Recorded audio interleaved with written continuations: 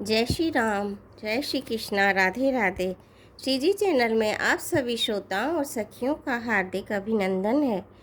कल हमने जाना था कि राजा दशरथ अपने सबसे बड़े पुत्र श्री राम प्रभु को युवराज बनाना चाहते हैं और वो इसके लिए गुरु वशिष्ठ से बात करते हैं।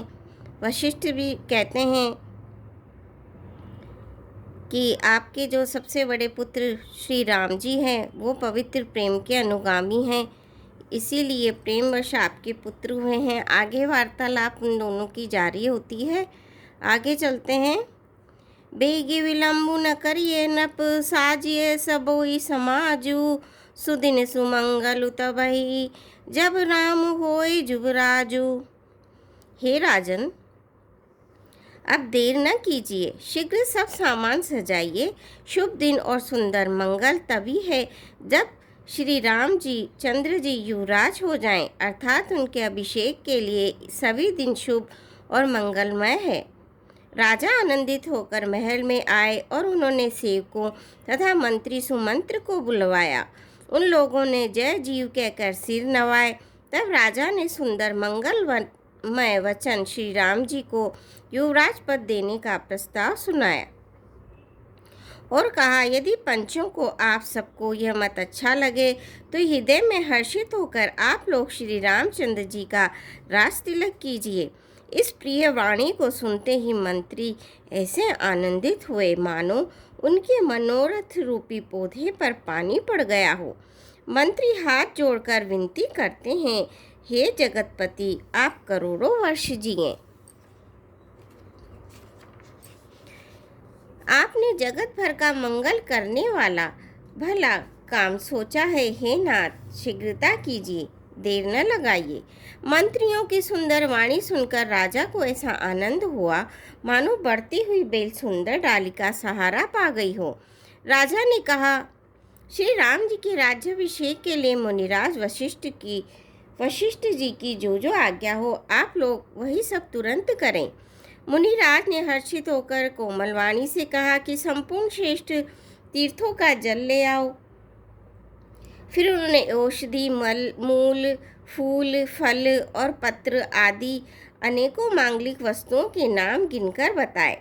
चंवर, मृग चर्म, बहुत प्रकार के वस्त्र, असंख्यों जातियों के ऊनी तथा रेशमी कपड़े, नाना प्रकार के रत्न, मणियाँ तथा और भी बहुत सी मंगलमय वस्तुएं जो जगत में राज्याभिषेक के योग्य होती है, सबको मंगाने की उन्होंने आज्ञा दी।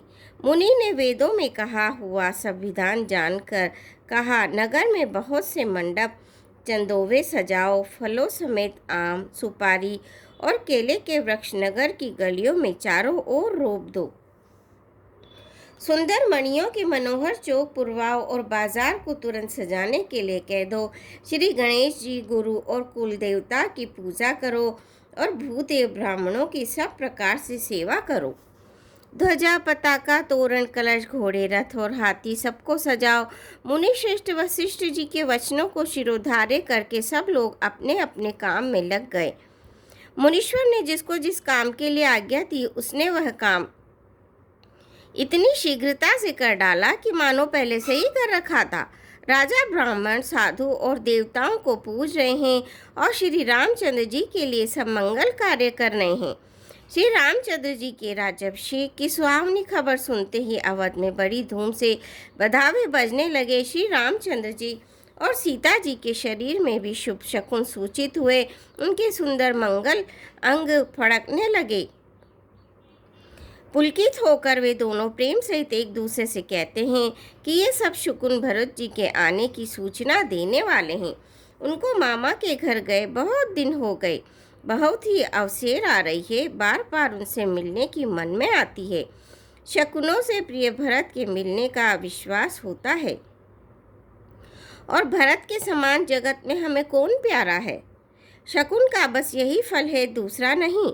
श्री रामचंद्र जी को अपने भाई भरत का दिन रात ऐसा सोच रहता है जैसा कछुए का हृदय अंडों में रहता है। इसी समय यह परम मंगल समाचार सुनकर सारा रनिवास हर्षित हो उठा। जैसे चंद्रमा को बढ़ते देखकर समुद्र में लहरों का विलास आनंद सुशोभित होता है।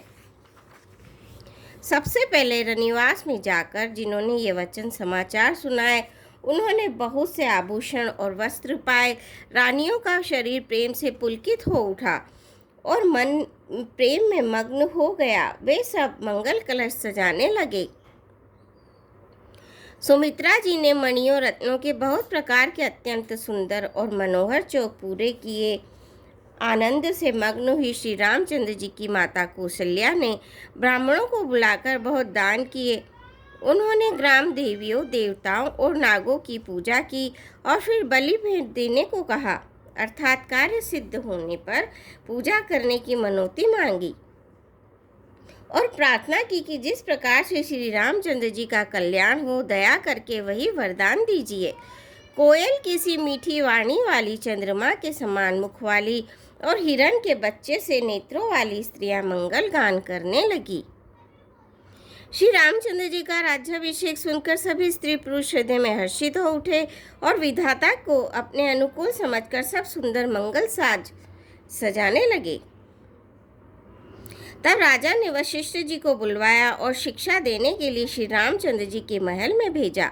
गुरु का आगमन सुनते ही श्री रघुनाथ जी ने दरवाजे पे आकर उनके चरणों में मस्तक नवाया, आदर पूर्वक अर्घ्य देकर उन्हें घर में लाए और षोडशोपचार से पूजा करके उनका सम्मान किया। फिर सीता जी सहित उनके चरण स्पर्श किए और कमल के समान दोनों हाथों को जोड़कर श्री राम जी बोले, यद्यपि सेवक के घर स्वामी का पधारना मंगलों का मूल और अमंगलों का नाश करने वाला होता है, तथापि हे नाथ, उचित हो यही था कि प्रेम पूर्वक दास को ही कार्य के लिए बुला भेजते। ऐसी ही नीति है। परंतु प्रभु, आपने प्रभुता छोड़कर स्वयं यहाँ आकर पधार कर जो स्नेह किया, इससे आज ये घर पवित्र हो गया। हे गोसाई, अब जो आज्ञा हो मैं वही करूँ। स्वामी जी की सेवा में ही सेवक का लाभ है। श्री रामचंद्र जी के प्रेम में सने हुए वचनों को सुनकर मुनि वशिष्ठ ने श्री रघुनाथ जी की प्रशंसा करते हुए कहा, हे राम, भला आप ऐसा क्यों न कहें? आप सूर्यवंश के भूषण जो हैं। श्री रामचंद्र जी के गुणशील और स्वभाव बखान कर मुनिराज प्रेम से पुलकित होकर बोले, हे रामचंद्र जी, राजा दशरथ जी ने राज्याभिषेक की तैयारी की है। वे आपको युवराज पद देना चाहते हैं। इसीलिए हे राम जी, आज आप उपवास, हवन आदि विधि पूर्वक सब संयम कीजिए, जिससे विधाता कुशल पूर्वक इस काम को निभा दे, सफल कर दे। गुरुजी शिक्षा देकर राजा दशरथ जी के पास चले गए। श्री रामचंद्र जी के हृदय में सुनकर इस बात का खेद हुआ कि हम सब भाई एक ही साथ जन्मे। खाना, सोना, लड़कपन के खेलकूद, कंछेदन, यज्ञोपवीत और विवाह आदि सब उत्सव सब साथ साथ ही हुए। पर इस निर्मल वंश में यही एक अनुचित बात हो रही है और सब भाइयों को छोड़कर राज्याभिषेक एक बड़े का मेरा ही होता है। तुलसीदास जी कहते हैं कि प्रभु श्री राम जी का यह सुंदर प्रेम पूर्ण पछतावा भक्तों के मन की कुटिलता को हरण कर दे। तेई अवसर आए लखन मगन प्रेम आनंद, सन्माने प्रिय वचन कही रघुकुल के रघुचंद, सियापति रामचंद्र की जय, पवन पुत्र हनुमान की जय। मंगल भवनीय मंगलहारी, दबौ सुदशरथ अजर बिहारी, दीन दयाल विरद संभारी, हरौ नाथ मम संकट भारी। श्रोता, आज के लिए बस इतना ही। कल आपसे फिर भेंट होगी। आज्ञा दीजिए।